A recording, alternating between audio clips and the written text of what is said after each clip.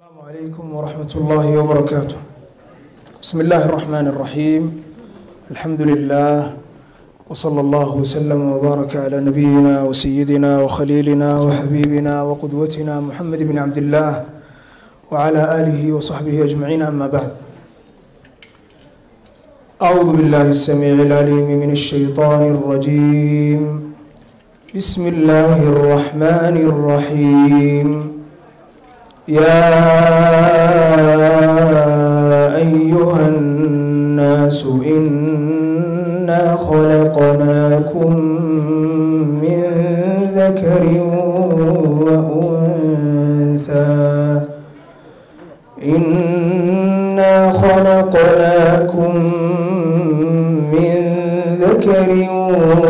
وأنثى وجعلناكم شعوبا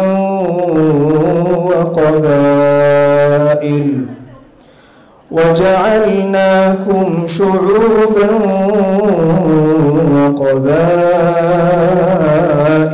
لتعارفوا إن أكرمكم عند الله أتقاكم إن الله عليم خبير. آيات سؤال عليها وحي هردع تهي موضوع عين كذا هذا اللي دونه إن شاء الله عز وجل وكسابسا قبيلة يشرع أما قبيلك يقبيلة يشرع محي كقبتها سيدي وكلا صارتي قبيلك يقبيلة كنت ولا يا موضوع أبو بلارن وموضوع رنتي أندريميو هل فردي يو لما فردي مدنما إن اللي كوبي كريم موضوع قبيلة كل إن شاء الله تعالى أفر قضب أن دول استاجي دونا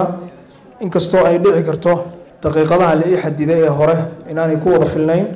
لكن وحي سهرة إن شاء الله تعالى تضبط دقيقة به أي نودب لجن دونا إن شاء الله تعالى وحي فرصته ويجي سامحده. قبيلكو وكوحيسي وضد وحكل منيا أما الرابطة كده حيسا أي تهي إن يكون أبتر سنة أول أنت بدن غالبا تاسع وحلا إلى هذا قبيل أو ضد مركا أوجه الرئيس فامليها لكن مركي دمبه أنت يبتين كو أبتر سنة أول بس واحد عكرته إنه نقله مدلو وحنا عكرته إنه نقله متفوق قبيل بلدها رابطة أما وحيالها ضدك كل مياه وفر بديه وحلقة ضدك وحيالها كل مياه إني تعي صاحبة النمو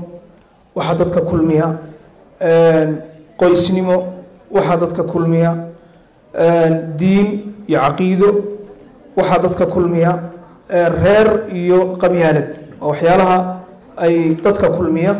أما الروابط الاجتماعية ضدك وحوائك كل مان runtii arrimaha aynu sheegnay mabda ugu culus ee ugu muhiimsan ee dadka ay tahay in uu kulmiyaa oo mabda caqiidada waa caqiidada al-aqeeda al-islaamiyya taasa runtii ugu culus dadka wax kulmiya innamal mu'minuuna ikhwa sidoo ilaahay yiri subhanahu wa ta'ala haddii walaalayaal xagga shariicada aanu imaado 10 qodob oo degdeg ah ayaan dul istaagi doonaa koow shariicadeenu waxay ku dadaashay qaraabada in la xiriiriyo والرحمك يا قرابة يقوس كيس دو قفك إنه حريري أو ولاده نبينا عليه الصلاة والسلام وحوت المام فضل هذا بضم إلى هنا وفر واتقوا الله الذي تساءلون به والأرحام آيات خطبت كستوش معاد مغشان إلهي سبحانه وتعالى كبق والأرحام رحمك يا قرابتنا كبق إن شرطان أو أدقويسان وحكى النبي قلت المام عليه الصلاة والسلام إن قفك مسلم كأي تهي إنه برتو نسب كيسة يبترسن كيسة سوء حريريو أو قادو عدة رحم كوا عدة قرابة وا عدة أذير كوا عدة أبتيغ وا سوء حريريو حريرين تاسنا أما صلة الرحم كاسنا إن نبي قلت الله عليه الصلاة والسلام عمرك قفك إن بيرسو ويكردسو إن حولها وحويا أي بركيسو إن إلهي سبحانه وتعالى قفكاس شعيل يقل قعيل وقلنا يضدك مسلمين وين شعلادان تاسو قدرك كوباد والرحمك يا قرابة إلا حريريها يدا وأرين شرعي جنو سفي عنو أمره ولي بوكو دلالي لبا إن بدن ولا لا يروح لين حسوسي أصل كأبور كين إنه وها النبي آدم يا حواء عليهم السلام وروحات كسو تشيدان khalaqakum min nafsin waaxidatin naf kaliyu ilaahay idinka abuuray oo nebi aadama wa khalaqa minha zawjaha aadamna wuxuu ka abuuray waxa weeyaan zawjadiisii oo xawo ah calayhim assalaam dadkuna waxay ka isiran yihiin dhammaan oo ay ka farcan yihiin aadam iyo xawa xasuusinta asalkaan ayna xasuusinaya waxay tahay marka maanta tusaale ahaan aynu isugu faanayno qabyaalad ama qabiil maanta aynu isugu faanayno inaynu xasuusnaano aynu ogaano dhammaan si kastoo aynu abtirsano marka dambe waxaynu ku biyo shubanayno aynu gelaynaa aadam iyo xawa innaa khalaqnaakum min dakarin wa untha wajacalnaakum shucuuban wa qabaa'il kala duwan buu ilaahay subxaanahu watacaala idinka dhiga ujeeddadu waxay tahay litacaarafu si aad isu aqoonsataan oo aad isu garataan oo aad isu bariidisaan oo isu xidhiidhisaan ayaa ilaahay subxaanahu watacaala qabaaisha iyo qabiilada kala duwan rabbi uu inagu abuuray subxaanahu watacaala sidaa awgeed waa kii shaacirkii carbeed lahaa annaasu min jihati tamthiili akfaau abuuhumu aadamu walummu xawaau dadku waa siman yihiin buu ihi oo aabahoodna waa aadam hooyadoodna waa xawa fain yakun lahum fii aslihim nasabun yufaakhiruuna bihi fatiinu walmaau hadduu jiro wax nasab ay isugu faanaan oo la isugu faani karo an noqoto dhoobadii iyo biyihii manidii ilaahay dadka uu ka abuuray dhoobadayda laga abuuraa ka wanaagsan dhoobada adiga lagaa abuuray biyihii manidii aniga layga abuuraa ka wanaagsan biyihii manidii adiga lagaa abuuray sidaa la isugu faano oo mufaakharada dhabtu waxay noqonaysaa un asalkii maadaama mid keliya uu yahay dhoobadii iyo biyihii ilaahay subxaanahu watacaala dadka uu ka abuuray dee taa hatan aan la isugu faano qodobka saddexaad oo lalayaa qabyaaladda oo ah in la isugu hiiliyo reernimo si dulmi ay ku jirto oo aan xaq ahayn oo xaq darro ah ilaahay subxaanahu watacaala waa reebay waana diiday laba saxaabi oo yaryaroo caruura oo midna uu yahay ansaari midna uu yahay muhaajiri ayaa is-uleeyey markii ay isdhangadeeyeen baa mid kastaba wuxuu yihi alla talla yaa lilmuhaajir wa yaa lilansaar kii muhaajirigahana wuxuu u qayliyey tolkii kii ansaarigahana wuxuu u qayliyey tolkii nabigaa maqlay calayhi salaatu wasalaam rasuulkeenu wuxuu yihi sala allahu calayh wasalam dacuuha fa inaha muntina ka fogaada oo ka dheeraada baaqa noocaas waa mid qurun ah oo soo uraya weliba hadda nabigu calayhi salaatu wasalaam waxa uu diidaya hadda waa muhaajiriin iyo ansaar inay isugu baaqeen muhaajir iyo ansaar qur-aankeena 5 goor bay kusoo aroortay iyadoo ilaahay uu ammaanayo oo uu sharfayo oo fadligooda laga waramayo laakiin markii si xun loo adeegsaday oo qabyaalada xun loo adeegsaday oo la isugu faanay oo ay noqotay isu soo baxay oo tallaay oo iga celiyay markay noqotay nabigeenu wuxuu calayhi salaatu wasalaam aan laga dheeraado waa mid quruna oo wax weeyaan foolxuna waxaan kusoo gabagabeynayaa qodobka afraad oo lalayaa ansaabta ama nasabka iyo qabaaisha in la duro oo la caayo sharcigeenu waa diiday waxaanu tilmaamay inay tahay dembi kabiiro ah waa waxyaalaha ilaahay lagaga go-o waana dhaqamadii gaaladii carbeed ay isticmaali jirtay nabigeenu wuxuu yihi calayhi salaatu wasalaam ithnataani fi nnaas laba arrimood dadka way ku hari doonaan waana gaalnimo altacnu fi lansaab in la duro oo la tacniyo oo wax laga sheego nasabka iyo qabiilka qofku u yahay sida awgeed nasabka qofka kale inaad wax ka sheegto adoo kaaga faaninaya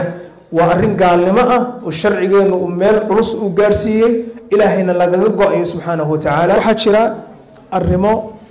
sida haraba aan u tilmaamay kadibna akhyaarta iga dambeysay iyaguna ay tilmaameen qabiil iyo qabyaalad waa laba shay oo kala duwan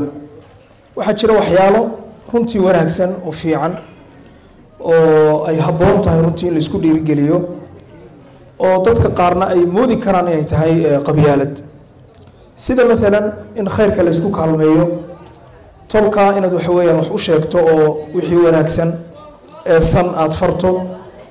in waxa weeyaan gurubaysi la sameeyo maalan tusaalahaan dadka baahan ee qoyska ah reerka ah qofkii waxa weeya jilicsan in la taageero oo la garab istaago sharcigeeduna runtii waa ku booriyey oo nabigu sala allahu calayh wasalam waxau tilmaamay alsadaqatu cala almiskiini sadaqatu qofka miskiinka ah wixii aada siisaa waa sadaqad wa sadaqatuka cala alqariibi qofka miskiinka ah ee kuu dhow ee qaraabada aad tihiinna silatun wa sadaqatun waa silo aada xidhiidhinayso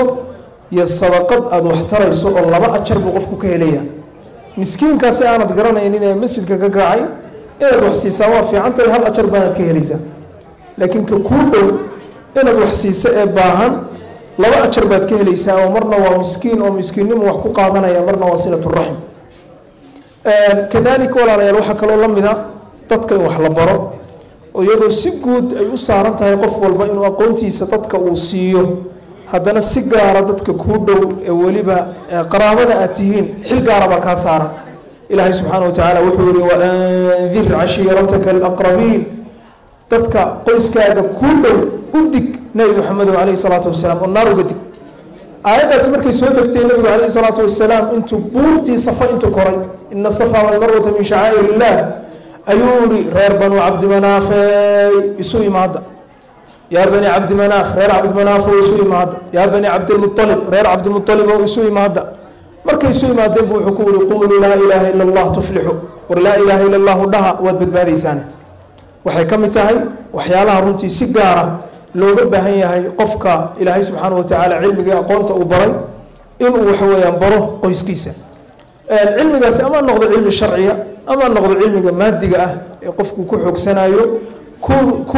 كل نقطة وشيء مهم أي تهي قفكاس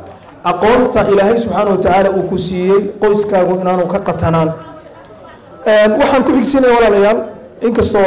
وحيالها قار لقت المامين لكن موضوع آذو بلارا أضرارته iyo dhibaatooyinka ay leedahay qabyaaladu oo runtii aad u fara badan 10 qodob baa qoran laakiin laba saddex baan ku kaaftoomi doonaa ana waqtiga ilaalinaya qabyaaladu walaalayaal waxay leedahay wax la yiraahdo mujtamaca ama bulshadu inay kala go'do oo ay isnacdo oo ay kala fogaato oo qofku muraayada uu sita ay tahay ama tooshka wax ku iifinaya ay tahay toosh qabiilnimo ama qabyaalad oo cidda qofku la safanayo يعد وشيس كلا جلايو يعد ونعيو يعد وشعلانيو وحلا إن يكسر ليسنتها هي قبيلة تأثير رتي ولا ليال وحكهر إيمان إنسان مركا أينو كلمة هذا على الشرع يديني أهم وحكهر إيمان إنسان تقدم كإيو هرمرك وحيال على تمامه حكم إذا التاريخ ذا لما أرى دولة أما قومية قبيلتكم عامل أو هرمري أبدا ولا لما أرى waxyaalaha duwalkii burburay haday tahay Andalus haday tahay Iraq iyo meelaha la midka iyo مثلا dawladihii baabay waxay ku baabay hatta khilaafa islaamiga waxay ku dhacday waxay ahayd qabyaalad way cagta la iswada qabanaya waa la iswada jiidaya midba midbu waxa weeyaan lugta haya dabadna horumarkii iyo taqadumkii ummadda ayaa meesha ka baxaya adraarta ama dhibaatooyinka walaal qabyaaladu ay leedahay tafarruq يضطكو إني إسنعان أي كلا فقادان ولا كلا نيرادو جامعة كمبريدج ولا يروح يسمى يسي دراسو أما بحثي علم بارس وحي سمى يلبا شركات أما لبا ورشدود بقى لغا سميي لبا الدولدود أو كلا دوان لبا الدولدود وكينيا يا تنزانيا دولد وحي كوشا قيسا نظام كقبيالة دولد وحي كوشا قيسا نظام كالدولدود كم رحبنا قبيالة shirkadihii sanad dhamaystiran bay iyagu gacanta ku hayeen shirkadaasi waxa lagu talagalay ama warshadaasi inay sameeyaan ubaxa oo ay u dhoofiyaan caalamka sanad markay gacanta ku hayeen baa waxa ay sameeyaan inay labadii warshadood ay ku wareejiyaan dawladihii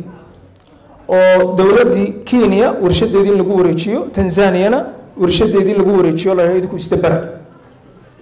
waxa walaalayaal halka ka soo baxay Tanzania warshadii loo sameeyay ee ubaxa dhoofineysay inay si fiican u shaqeyso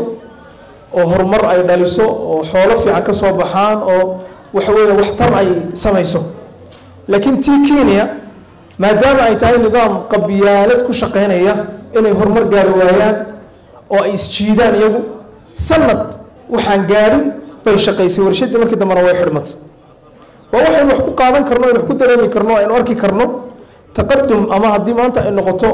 يعني وين إن ما أنت اللي هيكسده نظام كقبيلة أنت وشقين يميل فوق لما جاري كرمرنا ويقف والبوح يجي هبل بكفائدة أما الرير هبل بشيء كفائدة أضرب محط كل هذا أما يدكم محط كل هذه ولا لا الوحياة كلا نظام كقبيلة وكانوا وحكم ذا إن خطاب كي أمضوا ماشي إنه كبحي قف بينا نضدك وحبوا شيء كريم بقى أضرب ما أنت استراحة في عنك هذا أما أضمانت استراحة وحاس ووحي ونكسر أمضى فر أما وحاس ووحنا أمضى كرر هدات هاي أقوياها يا هدات هاي شيخ واعظ وضد قوانين يا هدات هاي من حاكم يا هدات هاي من سياسي يا هدات هاي أقوياها كاب نغطبة مركب وحلونا يا وار هرما أنا غير هبل الحلو مش يكره وتجادل إذا غير هبل وحويان أنا وحول ومشي كران أما وحول كما قاعدنا أنا أما عشلدي هكذا يسنجر نوال بابي وين بربرين محاكرين نظام كلمة ما وحول نقول متكو سليسان قبيل تقول توش كل ستة قبيلة أقولتي إيه هرمركي إيه يمكن وحبوب برتي إيه وني شيخ إيه وني سياسي إيه وأقوياء وجماعية وكسر بحي ما شقينيش نظام كقبيل كي قبيلته أنتم شقينا إيه وحويان وأنا صوت المعمي ولالك أحمد نجار أقونتو وحويان يعني قبيلته وحي أطهي ورنتي أي هرستاجيسة أقونت قفك وبرتي إنه كم مركانه أما إنه مدوا وحشة أما إنه مدوا وحجارسيو وحكوسو قبيلة ولا ليه مرة دي حنون كأنه تلمعني أو أضرارت يدباتوي كميش الشريعة قبيلته إلا ذا أنه شاغني هذول حاد دواء النقطة صدق قدر وكلية أنا وكدت له سيرة النبي صلى الله عليه وآله وصحبه وسلم نبي الله محمد عليه الصلاة والسلام وحكوسه بحيطت وحويان يعني نظام كقبيل كي قبيلته وكحر بطي وكشقية وكصيح وكصوتوصة وحتى شيء الشريعة اللي شيء يقولنا إنا وجدنا آباءنا على أمة غير كي أما تركي وحاسو كسقنا أو وحبك هذه يسمى هذا النبي محمد وحي قال النبي محمد إنه قارسي عليه الصلاة والسلام هير أنت استعلاضان مركز دنبال متكود نفتي سأكهر مريو ولالكي وضربه ويؤثرون على أنفسهم ولو كان بهم خصاصة صارت ولا مركا كنتوا محي نظام كي قبيل كيبو أيو النبي محمد عليه الصلاة والسلام وتشلعي وحانو كدقا النظام كسرية اللي قم عامل نظام الدين الإسلام العقيدة الإسلامية إن شقيسه أولا كائن النقطة كائد اسكو مبدأ عقيدة ذاتهين أولا كائن النقطة كإيمان كإسلام كشيغانية أو وحوية كاسي وحو كفي عين إنad أقرته وحو كحوية هنا ترى وحاسو كحوية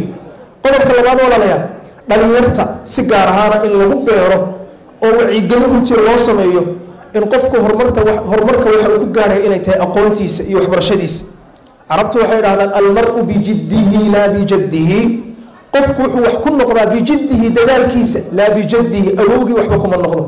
وبسيرته لا بصورته قفك وحو كل نقضة سيرتيسة يهبطن كيسة الصور كي المقال كوليه هي الطرح ربنا وحبكم النقضة وبأعماله لا بأمواله قفك وحو كل نقضة وحسوسات كيسة يعمل الذي سيحوله ويستحبكم النقضة marka runtii walaalayaal waxaan u baahan wacyi gelin runtii aad u badan dhalinyarada hadda waxay sameynayaan ururkan ilaahay subhanahu wa ta'ala ka abaalmariyay waa tafqiifka ama waa wacyi gelinta bulshada in la wacyi geliyo waliba si gaar ah waxa weeyaan dhalinyarta qodobka saddexaad ugu dambeeya in nidaamkii cadaaladda ahayd